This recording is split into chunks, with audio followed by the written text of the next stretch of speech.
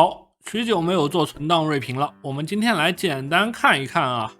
因为间隔实在有点久了，导致我手上还有不少 1.13 版本的就是忠诚试炼发售之前的存档没有看。今天如果时间够的话，就给大家多看几个。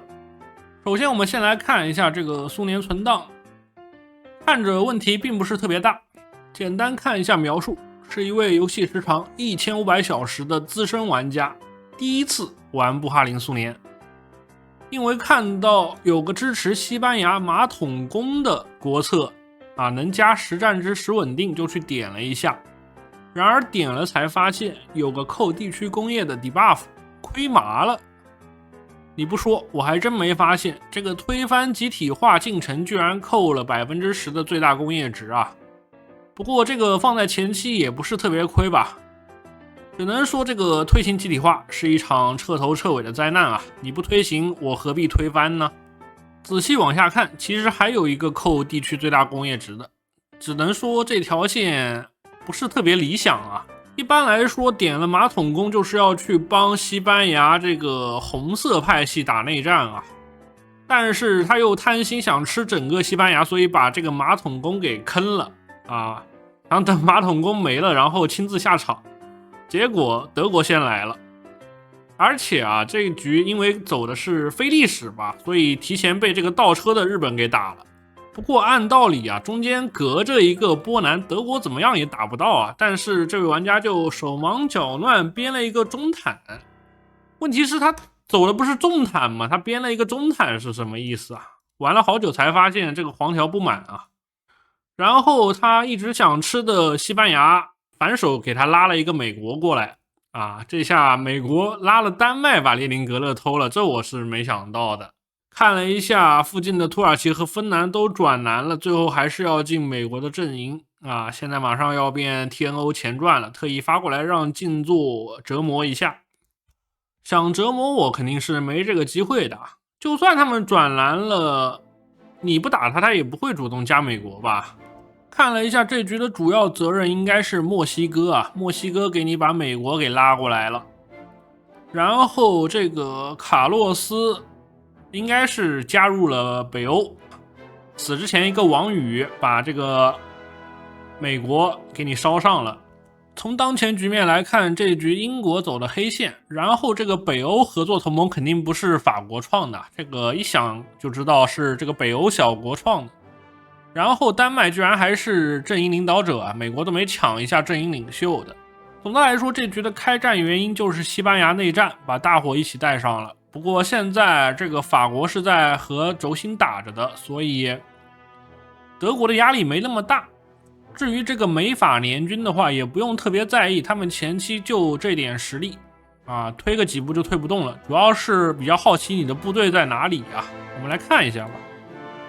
部队都在远东防守，防守的还挺好的，居然都没丢地然后就是来看一下这位玩家引以为傲的重坦师做了36个，10步2炮1反坦1防空1重型坦克，全部放在这边守德国了。不过这个黄条不是很理想可能是缺了那么一点重坦。假设每个师要40辆重坦，目前也就缺了10几个师的正面部队都是有精盾的，随便打。偷看一眼重坦设计 T35 63% 可靠性双成员炮塔，然后铸造装甲，我觉得这个就没必要吧，我们都已经上了重坦了，还要叠甲的吗？不知道蠢驴什么时候偷偷把这个数值改了，现在焊接和铸造的甲其实是一样厚的只是多一个装甲率而已，所以没必要。然后就是这个重坦的炮塔，你装了重坦炮塔，你不装重坦的炮实在有点浪费不过重坦的炮也不怎么样，毕竟它是用来穿甲的。单纯只是为了混精盾的话，我个人还是非常推荐用中防空中防空性价比可太高了，你这个重坦要40辆呢，中防空只要36辆就够了，还能防空多好好，这个档也没什么需要多看的，虽然1940年了，也就100多一点的场，但是我们稍微憋一憋也是随便反打的。好，火速来看第二个存档，这个存档没有描述啊，我们就直接来看一下情况吧。这个存档的工厂比上一个工厂多了30-40个，不过时间晚了4-5年啊。目前这个战线还好，毕竟有油的点都没有掉，那我们装甲师还是开得动的。简单看一下我们的装甲师啊，我们没有装甲师。目前来看，最强的编制应该是这个9步4炮1防空1中坦了，还是有一定的装甲厚度，应该能局部地区精盾一下的吧。不过即便如此，他还是缺了 1.4K 的中坦。我们这一个师才要50辆啊，你这都能缺 1.4K， 那你这是一点都没有造啊。我是没想到这么多工厂拉枪炮的情况下，枪炮能打完的，那这个战损是不是有点大了？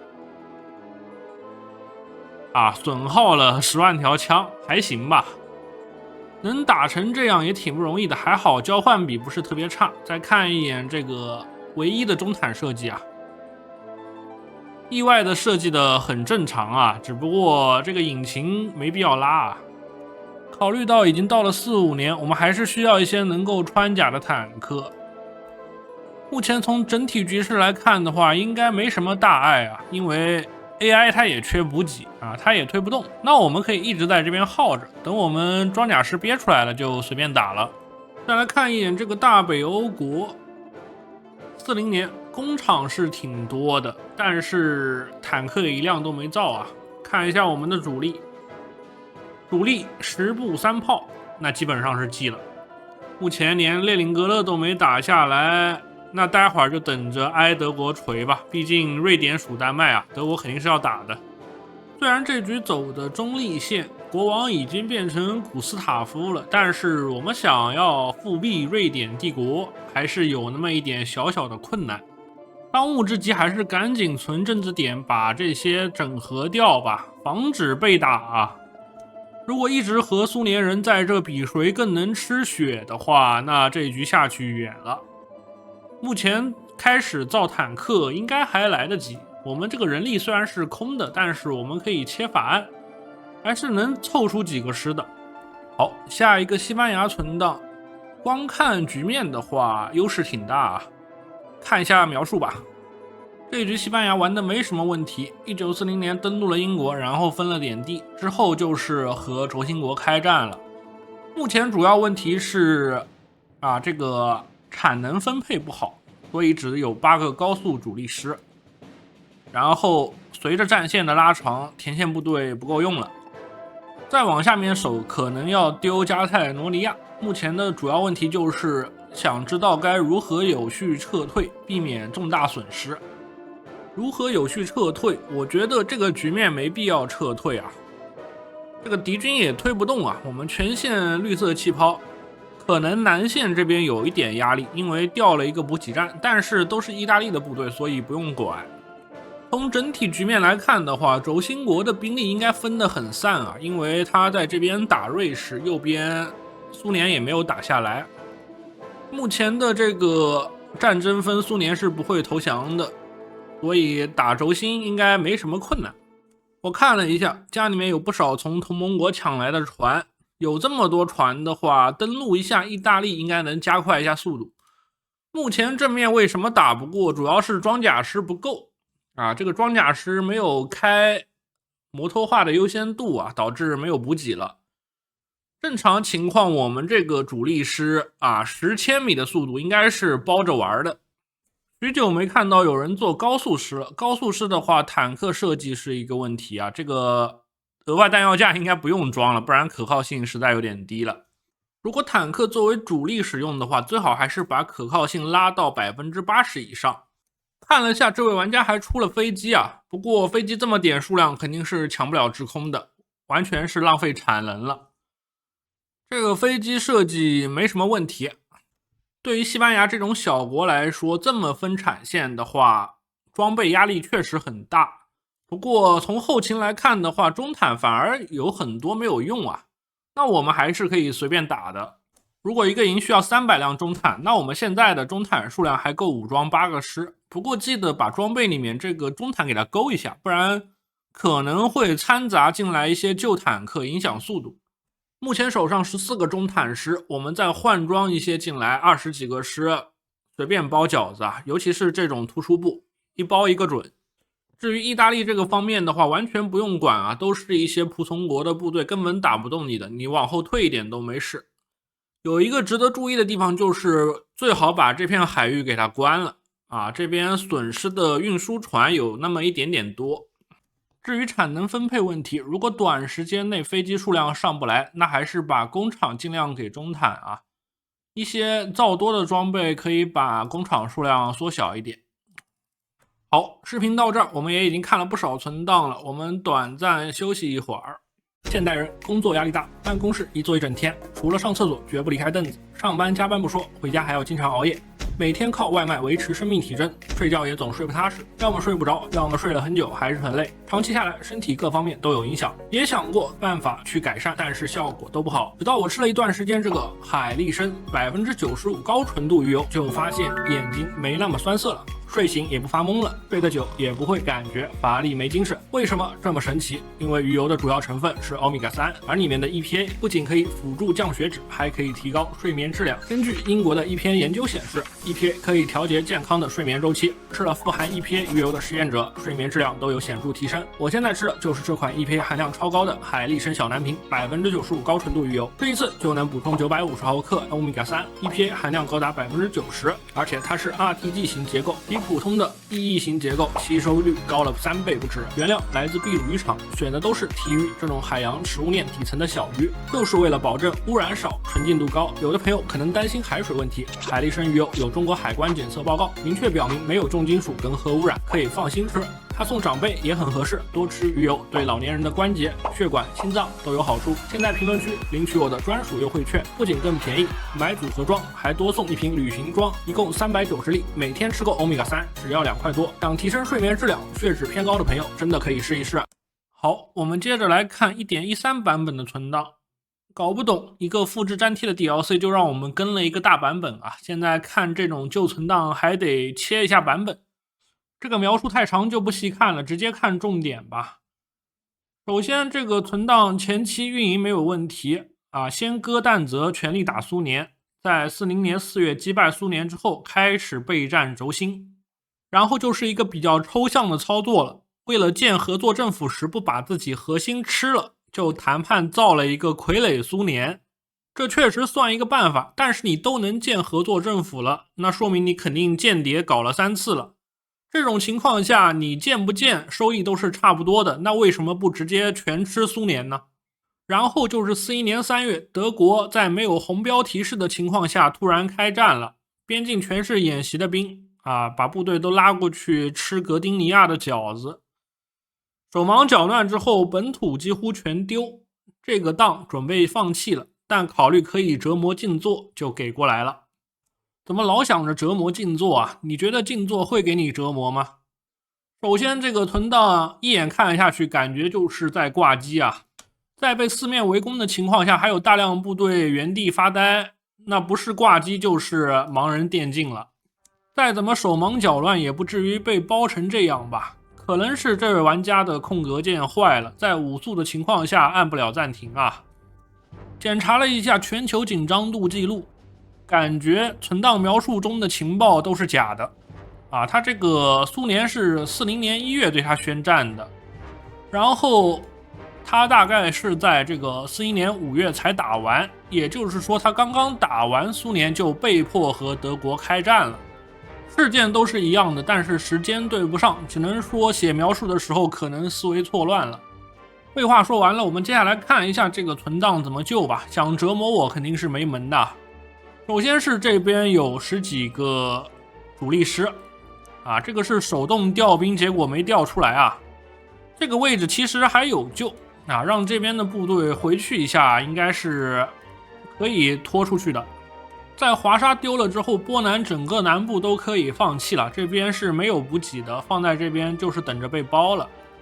现在这种情况，前面的饺子也别想着救了，就把所有主力师拖出来，沿着科尼斯堡到这个布列斯特这边拉一条防守线，至于北边的话是芬兰的地，芬兰并没有进轴心国，那应该无所谓，因为芬兰也没几个兵，我们少量的田线师就可以给它全包抄掉了。目前这个俄罗斯保护国和旁边的这个波兰、立陶宛属俄罗斯都是小弟，他们没有兵的，那就不要管了，我们只要守好自己的家就行了。我们接下来的防线大致就是这样啊，这条线肯定是能守住的，毕竟有这个森林地形。至于北边的芬兰很好解决，所以忽略不计。东边的地呢，对于我们来说没什么实际价值，可以把它放出去浪费 AI 的兵力，这样的话我们还好偷家。看到这边可能很多人会有疑问，为什么波兰会有白俄罗斯这边的核心啊？这个主要是它的国策问题啊。在波兰红线的最下面有一个社会主义共和国联邦，它会给3个国家的核心以及波兰所有地区的核心。可能是这个描述有问题啊，我感觉这个波兰应该是波兰立陶宛联邦的核心啊，所以导致它能吃到这边。不过目前应该不算在我们的战争分里面，所以我们现在的分应该还是够用的。目前投降度是71%，只要能保证上面波罗的海3国的地都不掉的话，应该是能稳稳撑住。末尾再检查一下他的部队情况。现在装备肯定是不缺的，而且中坦也在制造啊。50个工厂拉中坦还是挺快的。不过这个中坦设计的有一些便宜了，可以稍微贵一点。总体来说，这个存档没什么大的问题。目前这个编制想要打赢德国也不难，可能就是接下来这个兵力如何分配了。只要把这个饺子中的部队全部救出来，并且分一些普通的田线师把芬兰给跑了，我们就随便玩了。好，我们再来看一下这个奥斯曼帝国啊，都1940年了，居然还在打希腊，这个打的是有一点点慢了。本存档是奥斯曼和意大利、德国、奥匈、墨西哥、芬兰联机开倒车，这到底几个人啊？德国、奥匈、意大利一个阵营，一直都没打下来法国，打到一半法国变红了，拉了苏联进战，他们就扛不住了。德国是新手我可以理解，但是奥匈、意大利为什么在一起都打不赢法国呢？奥斯曼和墨西哥国策又臭又长，一直处于看海状态，因为进战也是送，干脆两国自己创了阵营，本想着打完希腊就帮德老，结果自己师质量太差，还没打完希腊他们就投了。现在我还没有跟他们开战，但是加5苏联感觉我开战也是死。首先来看一下奥斯曼，我感觉已经不是帮这个德老复国的问题了，能不能打赢希腊都是一个很大的问题。首先是谁教你用9步师去打希腊的？这部队有进攻能力吗？其次就是你既然都有制海了，为什么不直接登陆偷家呢？这不比在陆地上硬打来的快得多。奥斯曼的国策就是一坨大便，所以我基本上不玩。不过你既然都能变出来了，说明你也是懂那么一点啊。只能说还好你没有对苏联宣战，不然这世界上又多几个红色国家啊。来偷看一眼德国的编制，帝国大陆军9步5炮1防空，看来是一辆坦克都没有造啊。这个生产线也不用多看了。然后意大利的话，主力师还在进攻法国，估计是德国崩溃之后没有在这边放田线，所以丢了几块地之后就直接爆了。从生产线来看，也是一辆装甲都没有，看来大伙的运营思路很统一啊，应该都是一个人教的。芬兰的话居然造了中防空，属于是高手了。看战报，他的杀敌数和德国差不多，应该是尽力局。最后是我们这个哈布斯堡，甚至连炮都没有造啊，但是看他编制里面还是12步4炮，可能是个假编制。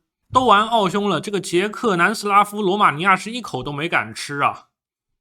关于法国为什么会变红，这个很好理解啊，只要德国走倒车线，法国都是会变红的，只是早或晚的关系。这局接下来想要打赢希腊的话也没什么难度，毕竟希腊没有人保啊，随便找几个港口登陆一下，把点一踩就差不多了。只不过后面要打苏联的话，还是得靠意大利啊。就土耳其这个产能，我不知道他要憋到什么时候才能憋出一个装甲师来。